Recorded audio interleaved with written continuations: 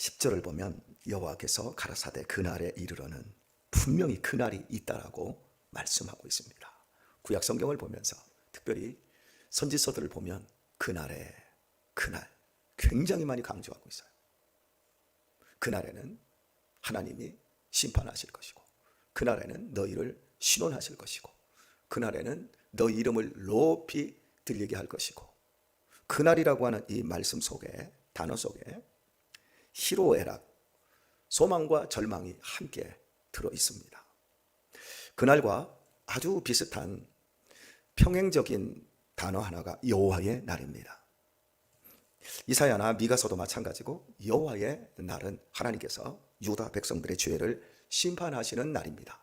동시에 하나님께서 아들을 이 땅에 보내셔서 모든 죄악을 심판하시고 우리를 구원해 내시는 여호와의 큰 날, 이게 함께 들어 있습니다. 그리고 마지막 궁극적으로 여호와의 날은 예수님이 이 땅에 재림하셔서 온 세상을 심판하실 그날, 이렇게 세 가지의 관점이 그날 여호와의 날이라고 하는 단어 속에 들어 있습니다. 이것을 우리 큰아들이 성경을 어제 저녁에 읽다가 이사야서 24장을 읽다가 제게 질문을 해요. 아버지, 성경을 읽다 보니까 자꾸 여호와의 날이 강조가 되는데 이 날이 이게 뭔 날이요? 그래서 제가 설명을 해 주었습니다. 오늘 마찬가지로 여호와께서 가라사대 그날에 이르러는 하나님이 정하신 그날이 있다는 거예요.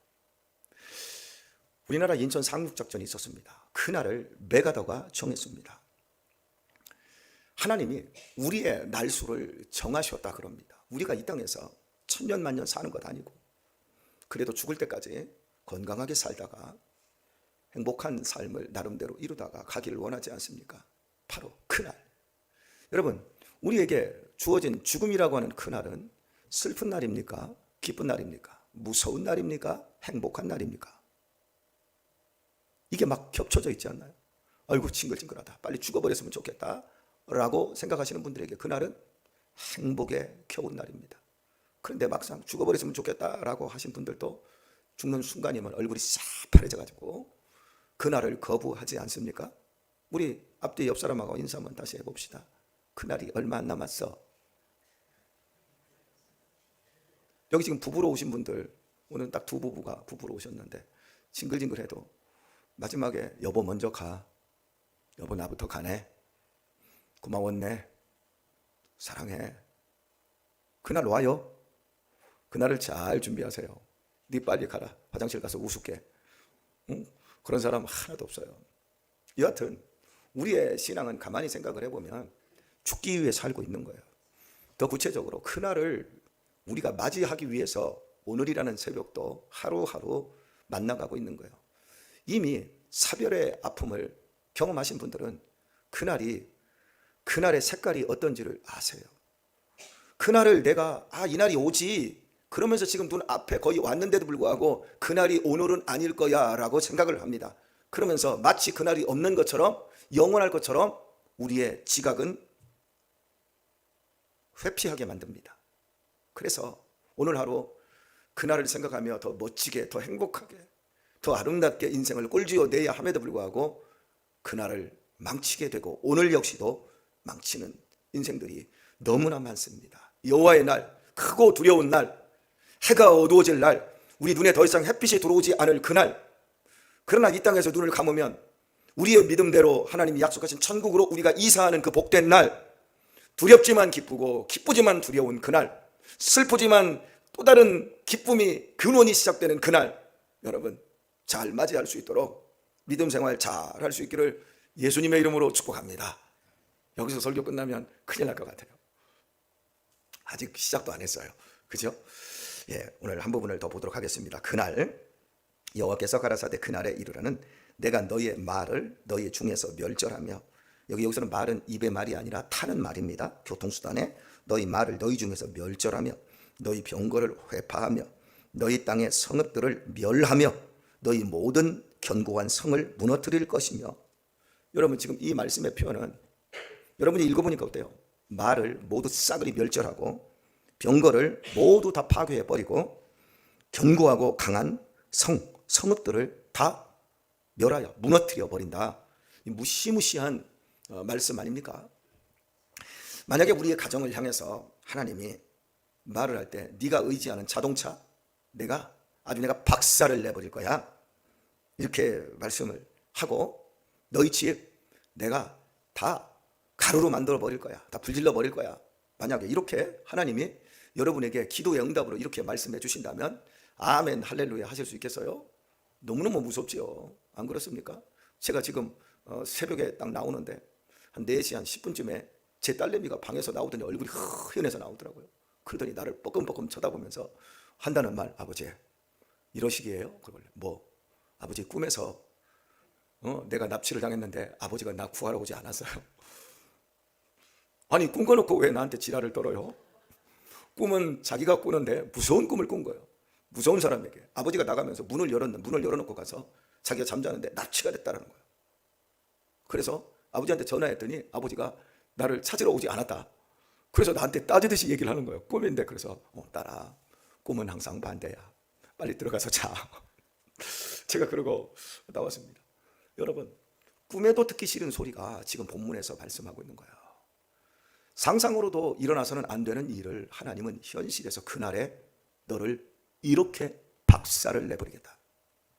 그 이유는 우상이나 섬기고 아세라나 섬기고 복술이나 행하며 너희가 나를 분한하게 만들고 나를 진노하게 했기 때문에 내가 너희들을 이렇게 박살을 내야만이 너희들이 정신을 차릴 것이니까. 그래서 나의 사랑하는 백성으로 돌아올 수 있기 때문이다 말합니다. 누가 우리를 그리스도의 사랑에서 끊으리? 환난이나 핍박이나 기근이나 적신이나 위험이나 칼이나 기록된 바 우리가 종일 죽임을 당할 양처럼 되었다 할지라도 우리를 사랑하시는 그리스도로 말미암아 우리가 넉넉히 이기느니라. 사랑하는 여러분, 우리에게 주어지고 있는 약속을 보세요. 우리가 자녀를 포기합니까? 지금 개 키우는 사람들 뭐 반려다, 반려견이다. 반려라는 말은 자기 배우자에게만 쓰는 거예요. 그런데 자기 배우자가 있음에도 반려견이래요. 그럼 옆에 사는 사람들은 뭐예요? 첩이요? 개를 그렇게 사랑하고 그렇게 예뻐하고 개보다도 사람을 멸시하는 이 세상이 되었는데요, 겉으로는 그렇게 예뻐하는 척하는데 1년에 유기 되는 반려견이 10만 마리입니다. 이뻐서 쪽쪽 빨고 돈 들여서 파마시켜주고 목욕시켜주고 그렇게 애지중지 정성을 다 바치면서 자기 마음에 들지 않으면 갖다 버리는 게 10만. 그러니까 얼마나 사람들이 얄팍하고 더럽습니까? 키우기로 했으면 끝까지 키워야지요. 아니면 잡아먹든가. 근데 또 이렇게 얘기하면 동물 애호가들이 아마 저를 공격을 엄청 할 텐데, 제가 지금 이야기하고 싶은 것은 반려라는 이름을 붙여놓고 결국 걔가 병이 들거나 조금 뭐 자기 인생에 조금 키우기 어렵다 그러면 갖다 버려요. 그러나 우리의 자식들을 우리가 버릴 수 있습니까? 그 꼬리만 치고 내 편만 들어주고 그렇게 반가워서 막 그렇게 품으로 달려들고 할구하는 그거 보면 정말 환장할 정도로 좋은 거 사실이에요. 그런데 그렇게 예쁜 것도 갖다 버리지만 우리 자식들은 어때요? 맨날 막 달려들어서 막 끌어안고 막 핥아주고 막 엄마 아빠밖에 없어요. 그럽니까? 지 꿈꾸고도 지랄 떠는데. 우리 자식들은 허구한 날 돈 달라고 손 벌렸지. 밥상 차려주면 맛이 없다느니 뭐하느니 맨날 같은 것만 먹는다느니 막 그래도 우리가 버립니까? 어떻게 해서라도 사람을 만들고 싶어서 어떻게 해서라도 그날을 기다리잖아요. 철들날을 기다리잖아요. 하나님은 철들날 기다리지 않아요. 철들날을 딱 정해놓고 그날에 한꺼번에 몰빵시켜서 우리로 하여금 한꺼번에 다 거꾸러지게 만들어버립니다. 그래서 사사람으로 하나님이 그런 복된 날, 저는 제가 예배 시간마다 기도하는 게 그런 거예요. 하나님, 오늘 예배 때 하나님이 한번 역사해 주시면 됩니다. 말세에 내 자녀들이 예언할 것이고 늙은이들에게 꿈을 주고 그리고 젊은이들이 이상을 보게 하신다고 분명히 요엘서 2장에 말씀하시고 사도행전 2장에서 그 능력을 부어주셨던 것처럼 이 교회에도 그런 영적 부흥을 허락해 주세요. 하나님, 오늘입니까? 역사해 주세요. 사람 한번 성령께서 만지시고 가면 모두 변하여 새 사람 되어집니다. 하나님에게만 소망이 있는 거예요. 사람이 변하는 거. 그래서 그걸 놓고 기도를 해요. 여러분도 기도해 주시기를 축복합니다. 오늘 목요 기도팀들이 오늘 개떡을 찌고 또 열심히 기도하고 또 뭐 천안에서도 사람 불러서 함께 먹고 또 기도, 이렇게 이런 모든 과정들 성령께서 오늘 개떡 속에 역사하리라, 개떡의 영성을 부어 넣으셔서 오늘 또 하나님의 역사가 일어나기를 소원합니다. 하나님이 어떻게 사람을 쓰실지 몰라요. 그날이 어떻게 올지 몰라요. 저에게도 왔던 그날, 하나님이 준비해 놓으시고 그날 저를 완전히 거꾸로 들이셨어요. 그리고 오늘 이렇게 순종하며 믿음의 사람으로 사는 복을 허락해 주셔요. 우리의 자녀들 인간 쓰레기 같지요? 저는 우리 교회에 애들 인간 쓰레기 같은 애들이 있다 할지라도 제가 옛날에 예수님을 믿고 알기 전에 인간 쓰레기 나와 비교해서 걔네들은 한참 모자라요. 그래서 제가 이게 권면할 때 그럽니다. 야, 이 자식아, 사고를 치려면 더 크게 쳐. 놀라면 제대로 놀아. 이건 노는 것도 아니고 이건 공부하는 것도 아니고 왜 중간지대에서 그렇게 어영부영하냐. 사고를 치려면 화끈하게 해. 놀라면 화끈하게 해. 그래서 그게 얼마나 보잘것없고 얼마나 허무하고 얼마나 멍청한 짓인지 알아야지. 이것도 아니고 저것도 아니고 사고 쳐서 부모가 뒷배 봐주고 어떻게 또 꺼내주고 또 이렇게 해주고. 우리 어머니처럼 아예 학교 보내놓고 학교에서 사고 치면 학교 와가지고 하신다는 말 왜 그렇게 저를 자꾸 부른대요? 학교에 보냈으면 선생님들 책임 아닌가요? 집에서 사고 치고 밖에 나가서 사고 치면 그건 부모 책임이지만 학교에 내에서 사고 치면 선생님들이 지도를 잘못한 거 아닌가요? 우리 어머니는 그런 분이셨어요. 그래서 선생님들이 기가 막혔지요. 참 우리 어머니는 배우지 못했지만 그런 부분에서 참 지혜가 있으셨던 것 같아요. 여하튼 간에 하나님의 지혜를 이길 수가 없어요. 하나님이 정해놓으신 때가 있다니까. 지금 말 안 듣는 자식들 부모 말 콧등에도 안 듣고 돈이 최고다. 나 엄마는 고등학교밖에 안 나왔지. 엄마는 중학교도 안 나왔지. 나는 대학 나왔어. 엄마보다 내가 세상을 더 잘 알아. 그래서 엄마 아버지의 신앙 얘기를 귀뚱해도 안 듣는 그 자식들이 나중에 하나님 앞에 돌아와서 우리 엄마 우리 아버지는 위대한 분이구나 그렇게 고백하면서 우리 아버지 우리 어머니가 이 새벽에 나와서 이렇게 기도했기 때문에 하나님이 나를 이렇게 새 사람 만들어 주셨지. 그걸 여러분 고백하게 되리라 믿습니다. 오늘 설교를 한 9명이 외부에서 유튜브로 지금 시청 중에 있는 것 같은데 아마 거기에 제 누나가 있을 것 같아요. 저보다 5살 많은 누나. 제가 중학교 3학년 때부터 고등학교 내내 삐뚤어져서 인생 말중으로 살아갈 때 서울에서 누님 그 교회에서 밤에 철야하면서 새벽마다 우리 동생을 위해서 좀 기도해달라. 권혁철 이름이 권혁철이고 기도해달라. 여러분 3년 동안 맞아서 죽을 고비, 싸우다 죽을 고비, 지금도 생각해보면 정말 죽을 고비가 너무 많았던 것 같아요.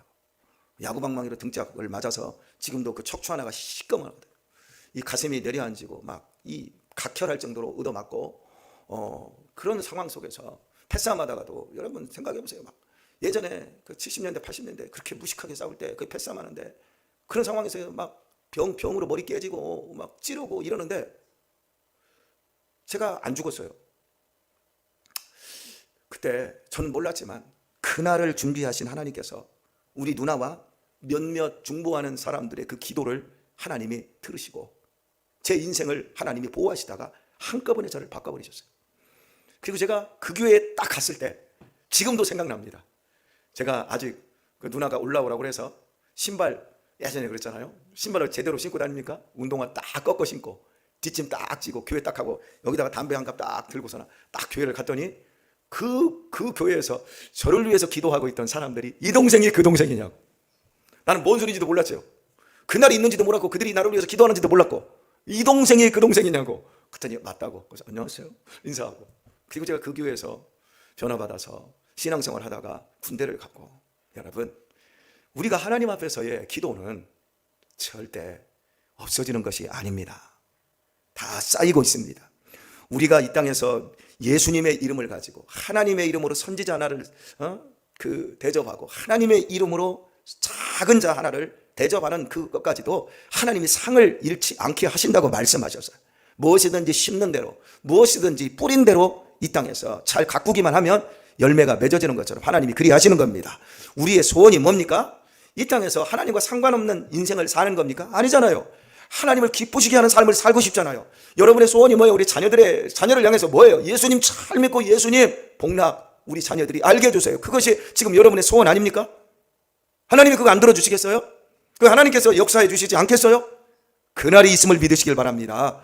그날 이 땅에서 5만 번 이상 기도의 응답을 받았던 조지 뮬러, 그 사람이 친구 넷을 위해서 기도했는데 한 친구는 기도하고 그날 돌아왔다 그러지 않습니까? 한 친구는 한 3년 있다 돌아왔고 한 친구는 돌아오기까지 20몇 년이 걸렸다 그러잖아요. 근데 이 한 친구는 조지 뮬러가 죽을 때까지 돌아오질 않았는데 장례식 날 딱 오더니 나 이제 예수님 믿기로 했다.